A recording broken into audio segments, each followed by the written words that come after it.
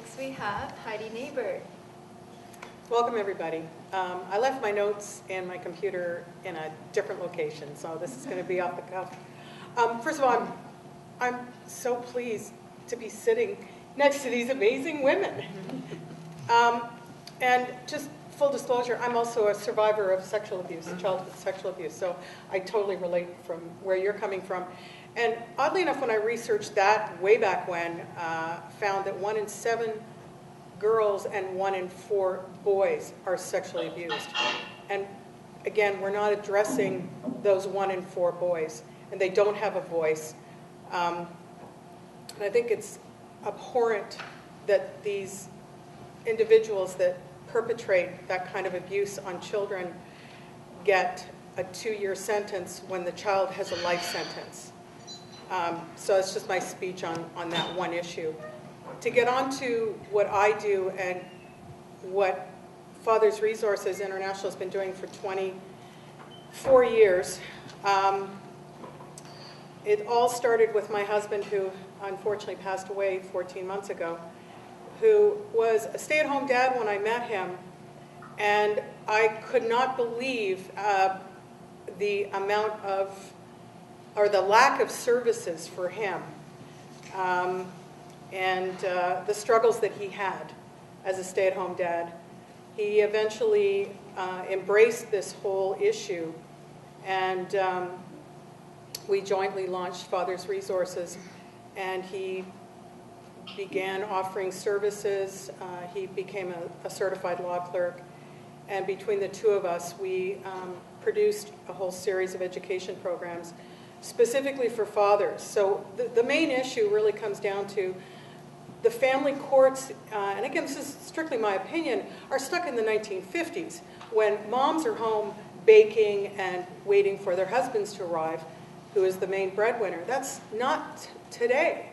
That hasn't been today for 30, 40 years. You look at most households today, if you find a stay-at-home mom, it's a surprise. Oddly enough, there are more stay-at-home dads today because they've unfortunately ended up out of the workforce.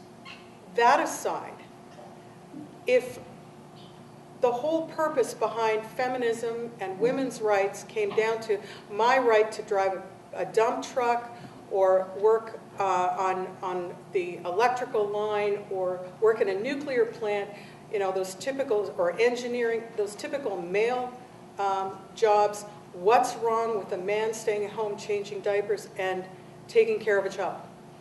That, in my opinion, is equality. And yet, I have seen and met with so many stay-at-home dads, and as soon as their marriage falls apart, the women who are the breadwinners get the children, and the children are taken care of by a nanny, which is beyond my comprehension. Why is that? The family courts do not see that the children deserve and need to have both parents in their lives as much as possible. As much as I say I believe in shared parenting, that doesn't necessarily mean 50-50 timeshare. It's whatever you can conjure up as being possible.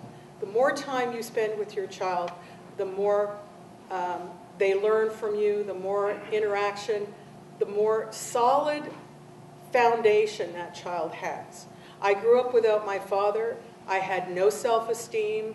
I thought love was associated with sex because I was sexually abused as a child. And had my father been in my life, that sexual abuse probably would have stopped a lot sooner, and I would have believed that I was beautiful. My mother didn't give me that because that's not her job. That's not her role. Every man I've ever met who has a daughter thinks she's the most beautiful child. There's no argument there. I can see you smiling. All that aside, I want to share something, and it's something that really kind of shocked me. I was moving from one office to another, basically from Pape and Danforth down to Chester and Danforth, and the parking permit that I had didn't work at that location. So I had to park right on Logan if anybody knows Greektown. And I ended up parking right in front of a school. And every morning I had to go down. I was able to go down then and move the car. So I'd be down there at 8:30 in the morning in front of this elementary school. And to my surprise, the large majority, and I mean large majority, 70 to 80% of the parents that were walking their children to school were male. Totally shocking to me. I don't know if these guys were out of work, if they were stay-at-home dads, if they worked from home, or they were able to arrange flex time with their position at work, or how they conducted their business. But wow, unbelievable, wonderful. And yet when you end up in front of a family court judge, you are a nothing. You are only a revenue stream.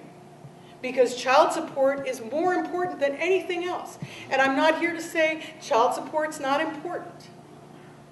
We have to both parents have to financially support our children, but we equally have to support their emotional well-being. Because if they're emotionally unstable, it doesn't matter how many iPads or iPhones or other toys those kids get from all that financial stuff, they're still going to be a mess. So next time you have an opportunity to call your MP and your MPP and the Attorney General, tell them there's a problem in family court. This will not change unless people let those officials out there know that there's a problem. Because guess what? Your silence is also a message. And the message is, it's all working fine. And we all know it's not. And as these women have pointed out, men typically do not speak up. Why? Because you're supposed to man up. You're not supposed to have problems. You're supposed to be together.